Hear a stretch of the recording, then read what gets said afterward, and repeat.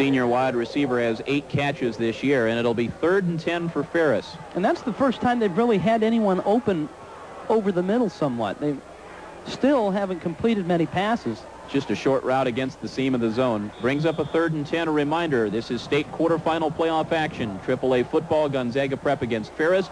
You're watching the action, as always, on your sports station for the Inland Northwest, Fox 28, KAYU TV, Channel 28, Spokane. Hainan, the sole man in the backfield, on 3rd and 10. They'll give him the ball, and he'll be tripped up. So Pat Pfeifer playing conservative football.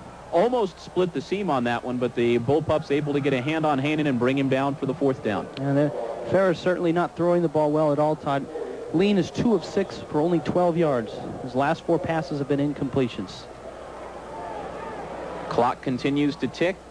6:40 to play in the 4th quarter. Gores goes back deep in punt return. Bullpups with 10 men near the line of scrimmage. They don't have all 10 up on the line. They sent them to block last time. We'll see what they do this time. Return set up. Gores will take it on a hop at his own 35. Can't get away as he's going to be hauled down in a hurry. That bounce allowed Pat McCann to get down and bring him down at the 34-yard line. Gonzaga Prep will start from there. 6:20 to play, 4th quarter. Ferris 10, Gonzaga Prep 7. Pederson keeping on 1st down, hauled down from behind by Charles Williams for a gain of about a half yard.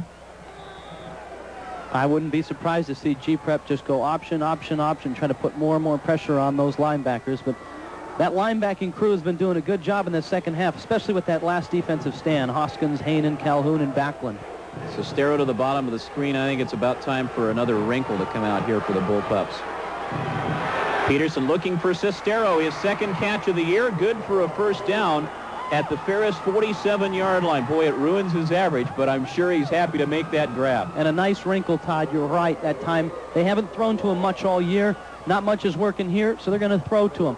The safeties, Evans and Gonzalez up looking option, and over the middle, that's what's going to be open. He got out in front of Dean Justice, the cornerback, but that's not really Justice's area because you've got those safeties up playing that veer, playing that wishbone, and sometimes over the middle is going to be open. Tony Sestero, 185-pound junior with his 2nd catch of the year. 1st down for Prep. Branson. And again, Ferris getting through the interference as Charles Williams caused Branson to change his route. Joe Green also in on the tackle for the Saxons, along with Calhoun. I think that's the key, Tom, for Ferris in stopping the Prep running game, is making initial contact at the line of scrimmage. The Prep backs, who all have average per carries of up over 6 yards, are used to getting through the line of scrimmage untouched and then having to take on a linebacker. But that defensive line of Ferris doing a good job of getting a piece of the backs. Yep, Ferris has done an outstanding job of getting inside the pulls and traps all night long. Pederson with time, looking for Carpenter, tripped up by Baggett, and they'll get the flag.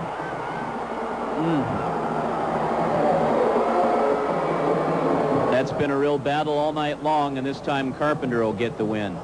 Baggett was right on his tail. Remember early on in that first half when Baggett came in and broke up that pass and forced the interception. This time he was running stride for stride right behind him. Their legs got tangled. Carpenter went down, and down came the flag. Things kind of even out over a course of a game sometimes, Todd. Pass interference moves the ball to the 31-yard line, and a 1st down there for Gonzaga Prep. 4:13 showing on the clock. Again, the winner of this game takes on the winner of Mountain View Ingram. That'll be Saturday at 1:30 live right here on Fox 28. And again, at last report, Mountain View leading Ingram 7-0 early in that ball game in Seattle.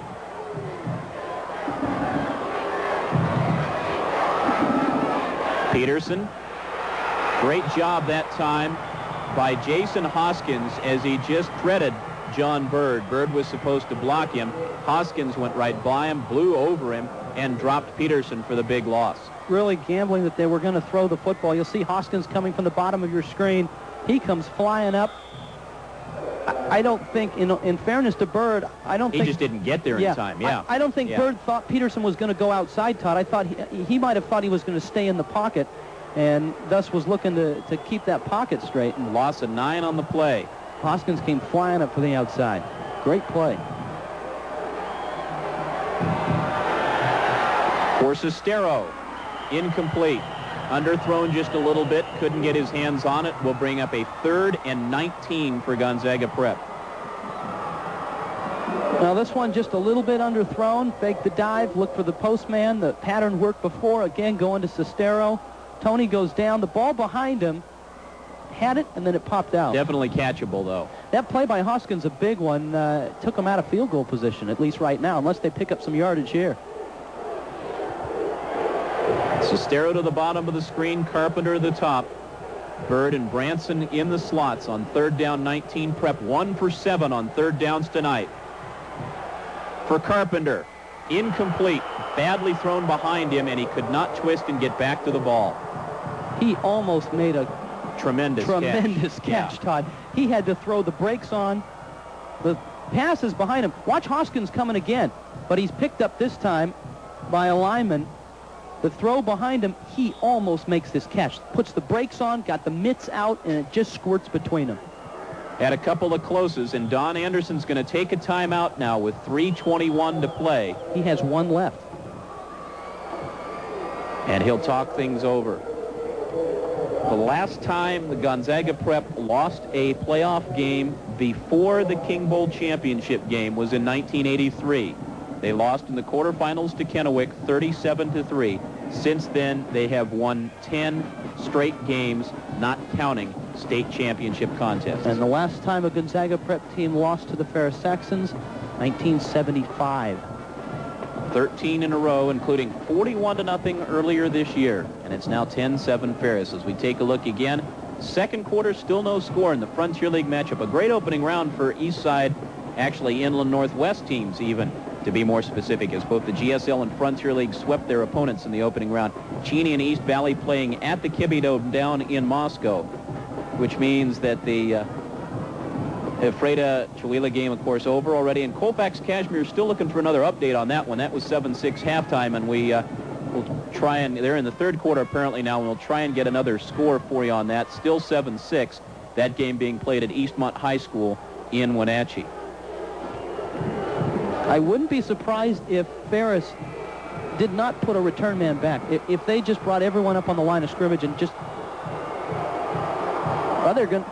Yeah, there's no return man back for anything. It's 4th and 19, and the Bullpups are going for it. Pederson rolls out again and has some time. Under pressure, throws. Carpenter.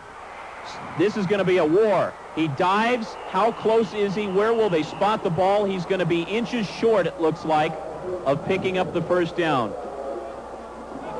That one was a real battle. Again, looking for Carpenter. You got the big, tall kid. You probably told him, go down, get the first down, and we're going to throw it up and see if you can go up and get it. Pederson rolls under pressure, gets rid of it.